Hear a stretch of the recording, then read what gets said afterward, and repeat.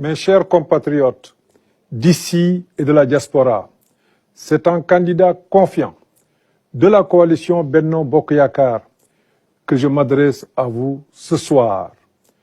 Je vous ai écouté et entendu lors de mes multiples visites à l'intérieur du pays. Je veux être le président de la jeunesse pour lui donner de nouvelles raisons d'espérer. Chaque jeune Sénégalais a droit à une formation de qualité pour servir son pays. Je serai le président de la jeunesse et de l'entrepreneuriat. Je veux que chaque Sénégalais trouve un logement décent dans un cadre de vie sain. Je veux que chaque Sénégalais bénéficie de soins de santé de qualité.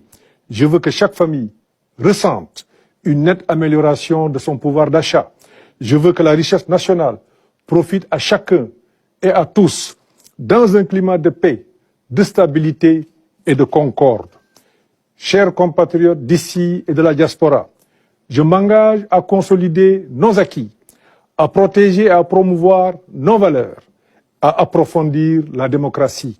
Je m'engage à conduire les réformes nécessaires pour une administration publique encore plus performante. Nous sommes un peuple hospitalier et solidaire. J'ai la responsabilité, avec vous, de consolider cette longue tradition dans une nation toujours rayonnante à travers le monde. En cette période de carême et de Ramadan, puisse le Tout-Puissant répandre ses bienfaits et sa grâce sur notre cher Sénégal.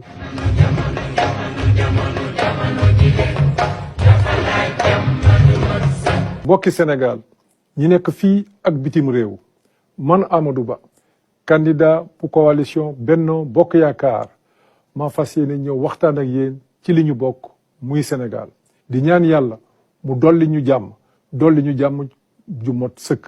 Juróomi at yi di ñëw nag ndaw ñi moom mooy doon sama priorité ci wàllu njàng surtout ci wàllu xëy dinañu fexe ba doomu Sénégal lim bu takkoo takku mën a dund ci réew mi am fii xëy. Jigéen ñi nag mënuñu leen fàtte banque bi nga xam ne am nañu yéene taxawal ko yeeg ñetti weer dina taxaw ci wàllu financement lañ daan dooleel jigéen ñi dinañ ko ful ba mu gën a sakkan. mag ñi dañ leen war a jàppale war leen a suturaal doomu Sénégal bu nekk boo demee ba am juróom benn fukki at ak juróom boo amul woon liggéey boo la jox retraite dinañ la utal loo xamante ni moom ngay suturloo sa giiru dund. Juróomi at yi di ñëw nag yéene bi ñu am moom mooy li ëpp ci alalu réew mi ñu jëmale ko ci nit ñi. lépp lu jëm ci wàllu njëg dinañu fexe lañ ci def donte bari na dinañ ko yokk ba doomu Sénégal bu nekk wala képp kuy dund ci réew mi sa dundin gën a yomb gën a neex.